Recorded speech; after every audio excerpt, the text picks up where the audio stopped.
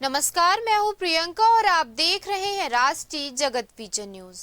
छत्तीसगढ़ में नक्सलवाद को लेकर एक बड़ी राजनीतिक चर्चा छिड़ गई है। पूर्व सीएम भूपेश बघेल ने नक्सलवाद को लेकर सरकार की तारीफ की, जिसको लेकर डिप्टी सीएम अरुण साव का बयान सामने आया।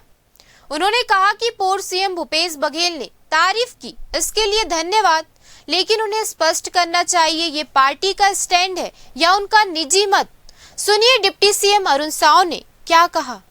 यदि कल का जो ऐतिहासिक आत्मसमर्पण हुआ है, पूर्व मुख्यमंत्री भूपेश बघेल जी ने इसकी तारीफ की है, तो उसके लिए उनका धन्यवाद। पर पहली बात तो उन्हें स्पष्ट करना चाहिए कि ये उनकी पार्टी का स्टैंड है कि उनका व्यक्तिगत है, क्योंकि प्रदेश अध्यक्ष कुछ और बात कहते हैं। जहां तक उनके सरकार के 5 साल के कार्यकाल की बात है, तो वो 5 वर्ष उन्होंने नक्सलियों को पाला पोसा, बढ़ावा दिया, और सरगुजा भी नक्सलवाद से प्रभावित था।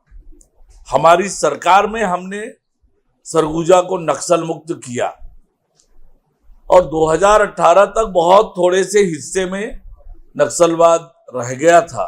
भूपेश बघेल जी की सरकार में वो बढ़ा और अब अबूझमाड़ जैसे इलाके से जिस तरह से ये नक्सलियों का उन्मूलन हो रहा है, निश्चित रूप से आने वाले समय में प्रधानमंत्री माननीय नरेंद्र मोदी जी का संकल्प और देश के गृह मंत्री अमित शाह जी का लगातार प्रयत्न बस्तर को, छत्तीसगढ़ को और देश को नक्सल मुक्त बनाएगा। फिलहाल इस खबर में इतना ही। देश प्रदेश के खबरों से अपडेटेड रहने के लिए हमारे चैनल को सब्सक्राइब करें और नए खबरों के नोटिफिकेशन के लिए बेल आइकॉन जरूर दबाएं। नमस्कार।